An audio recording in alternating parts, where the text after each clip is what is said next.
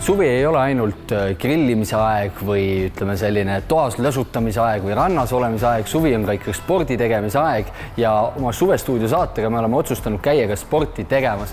Täna me oleme jõudnud ronimisministeeriumisse, kus me saame proovida, kas ma suudan mööda seda seina üles minna või ei suuda. Ma igatahes ootan suure põnevusega. 2014. aastal avatud ronimisministeerium sobib nii algajatele kui ka edasijõudnutele. Seega on see suurepärane koht, kus ka minusugune alakauge inimene saab oma esmased tuleristsed kätte. Ronimisministeerium keskendub valdavalt boulderingile, ronimisstiilile, kus ronitakse kuni 4 meetri kõrgusele ja julgestuseks kasutatakse vaid spetsiaalseid matte. See on ka ala, mida mina proovida saan. Enne kui sa mu päris siia seina peale lubad, kas ma pean mingit soojendust tegema, õlaringe, puusaringe, midagi sellist? Jaa, just, et ronimine on hästi niisugune ala, kus kõik lihasgrupid saavad tegelikult pinget. Sellepärast ongi tähtis teha ennem soojaks, et kuigi alguses küll ilma tehnikata käed saavad kõige rohkem pinget. Alustame siis kaelaringidest või pearingidest. Neid võimalikult suured. Sellest saab siis vaikselt edasi minna õlaringidele, et käed õlgadele, suured õlaringid. Kõiki ringe võiks teha vähemalt 8 tükki mõlemale poole. Nüüd käed põlvedele ja 2 põlve siis korraga, niisugused põlveringid. Tegelikult ronimine peaks käima läbi jalgade rohkem, mis võib-olla küll ei tundu päris loogiline alguses. Siuke Üllari Jörbergi kutsetantsule tunne. Nüüd ma kõiki kutsun, nüüd ma kõiki kutsun, nüüd ma kõiki kutsun tantsule. Nüüd ma kõiki kutsun, nüüd ma kõiki kutsun. Võimegi vaikselt minna seinale, et seinal teha ka veidi soojendusharjutusi enne, kui veel radu hakkab ronima. Nii. See näeb välja siis niimoodi, et ei ronigi kohe ülesse, vaid ronib hoopis horisontaalis niimoodi külje peale. Ja ei ole ka kindel rada, vaid kõik värvid korraga. Proovime siis, kuidas see külge ees liikumine välja tuleb. Hea meeles pidada, et jalad võiksid jääda võimalikult alla. Kas risti pannakse ka jalgu? Jaa, risti on täitsa okei.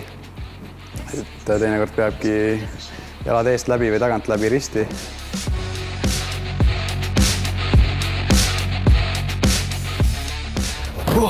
See oli palju raskem, kui ma arvasin.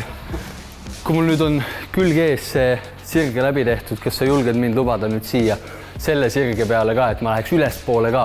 Ma usun küll, et proovime mõnda rada, et siin siis näiteks rohelist värvi nukid, et saabki kasutada ainult ühte värvi, käed ja jalad siis roheliste peal. Nii, siia peale ja fikseerin kuidagi ära. Nii. Just, et 1 sekund ja nüüd sa võid juba minna. Just.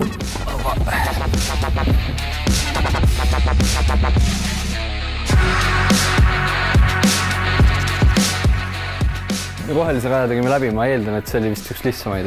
See oli üks lihtsamaid ja just, et siin on rasked ka juures. V0 on siis kõige kergem. Võime võtta ka ühe raskem äkki. No, kui sa arvad, et ma olen selleks valmis. See tuli siin väga kergelt, et kindlasti saab ka V1-ga hakkama. Okei. Nii, võin olla. Jaa, nii võib ka.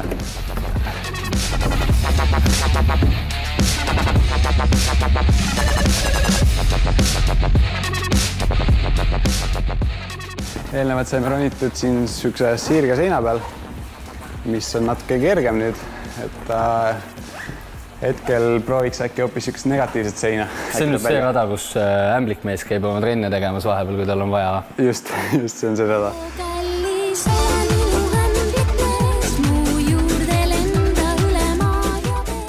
Jalavahetus ja üleval lõpeb täitsa ääre peal ära. Okei, ma juba näen, et see saab olema keerulisem, märksa keerulisem kui eelnevad.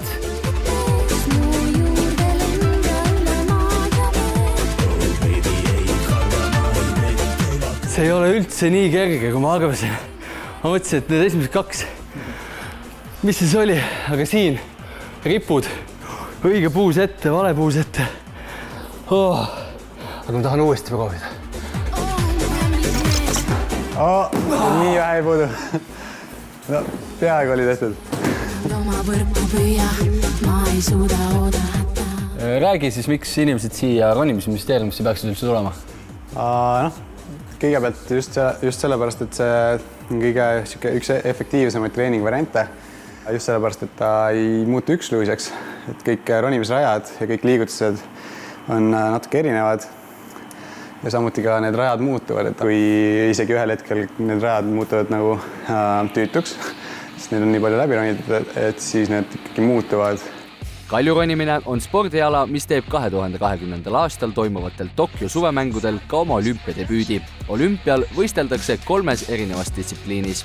Nüüd selles ronimises saab olema 3 distsipliini. Siin saab olema see bouldering, mis me täna tegime, ehk ilma köie julgestuseta, lühikesed rajad, hästi tehnilised, hästi jõuliselt. Siis on kiirusronimine, millest saab olümpia kõige kiireim ala. Et kui 100 meetrit joostakse alla 10 sekundi, siis see 15 meetrit, mis nad ronivad kiirusronimises 6 sekundiga või midagi sellist. Ja siis 3. on raskusronimine.